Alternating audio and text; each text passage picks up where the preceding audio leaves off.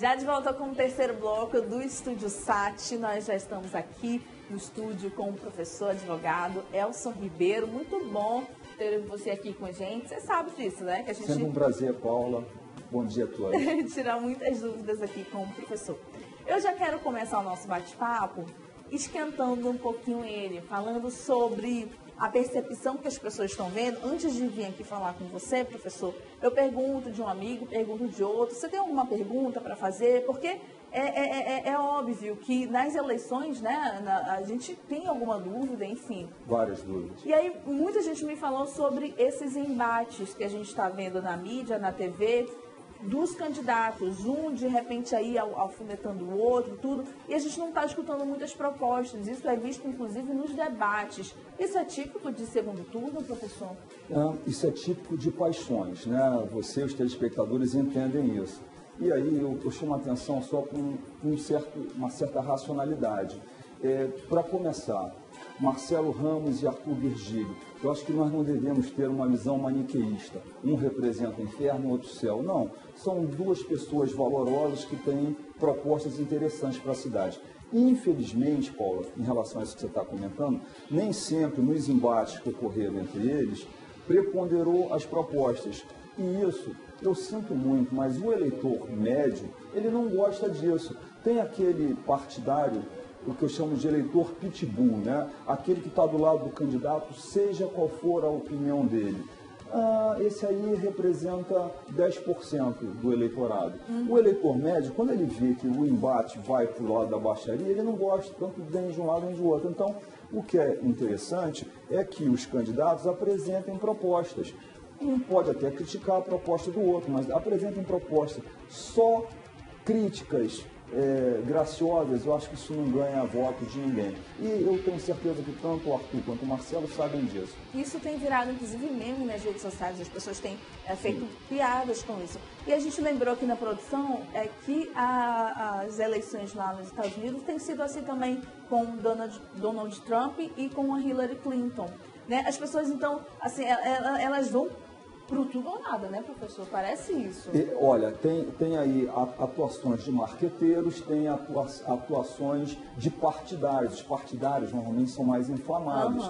Porque as pessoas, os candidatos, por exemplo, no caso da Hillary e do Trump, eu noto que eles são pessoas educadas, eles se cumprimentam, eles não têm ódio visceral um no outro. O mesmo ocorre no pleito municipal. Arthur e Marcelo não são inimigos. Às vezes há na verdade, uma espécie, suscita uma disputa mais acirrada, mas pelos partidários, que são muitas vezes aqueles partidários pitbulls, aquele cão fiel que quer ver o circo pegar fogo, mas a maioria da população quer ver propostas para governar a nossa cidade. Isso é o mais interessante. E você concorda, professor, que nós estamos com uma visão mais aberta, mais ampliada para as eleições, realmente verificando o que os políticos andam fazendo, avaliando as propostas? Isso se deu muito também por conta do impeachment, da Operação Lava Jato? Olha, aí, Paula, tem dois viés, né, que a gente pode analisar. Primeiro, que a eleição é municipal, ou seja, nós vamos tratar de assuntos paroquiais.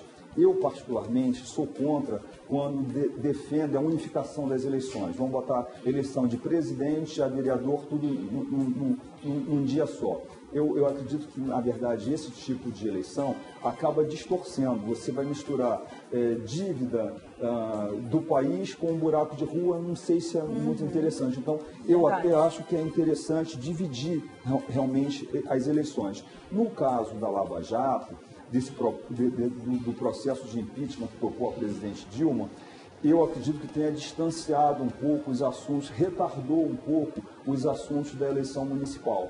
Ou seja, a capa de entrada acabou sendo esses assuntos nacionais que tocam a todos, né?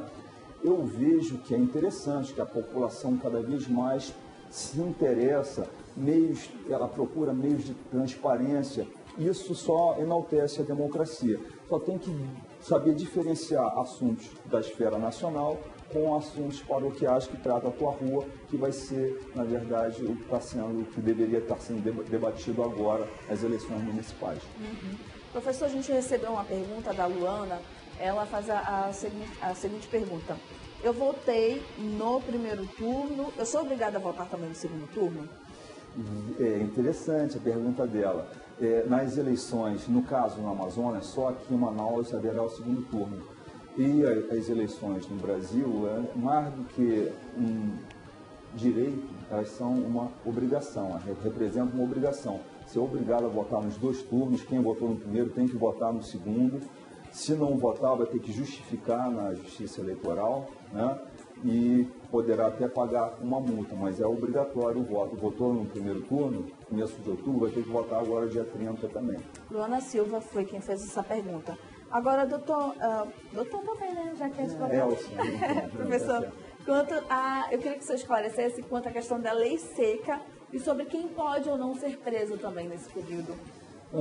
Veja bem, a lei seca determina que não se pode vender bebidas alcoólicas no período anterior às eleições. Isso aí eu não vou nem discutir profundamente, eu particularmente eu acho que isso não faz muito sentido, mas a lei tem que ser cumprida, você não vai poder adquirir bebidas alcoólicas, né? Se você comprar e beber na sua casa, não tem como alguém fiscalizar. Em relação à prisão, é interessante que o eleitor, na verdade, a população, todos nós devemos ter consciência de que prisão é exceção, né? Não tem que ser regra.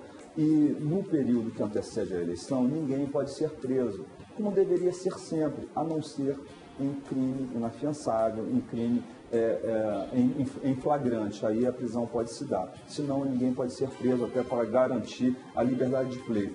Suponhamos que um governante autoritário resolva mandar prender um adversário dele. Então, por conta disso, a legislação eleitoral tenta proteger de uma prisão arbitrária qualquer pessoa.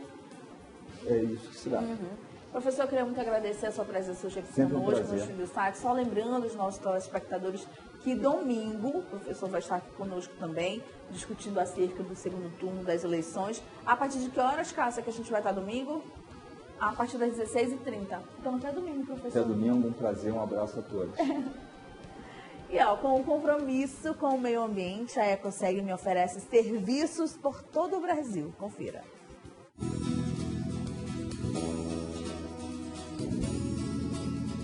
A Ecoseg é uma empresa que tem compromisso ambiental, atua nas áreas de meio ambiente e saúde ocupacional, possui profissionais qualificados e laboratórios devidamente equipados para análise de água, ensaios de potabilidade, monitoramento, entre outros. A Ecoseg é certificada na ISO 9001, presta serviços para a maioria das grandes empresas do polo industrial de Manaus e de outras cidades brasileiras, sempre com o compromisso em trabalhar com segurança dentro e fora da empresa, faz o uso sustentável dos resíduos e também o descarte correto. A Ecoseg presta serviços como análise de efluentes e potabilidade, teste de opacidade, ruído ambiental, análise atmosférica, qualidade do ar, monitoramento de agentes químicos no ambiente de trabalho, entre outros. Faça-nos uma visita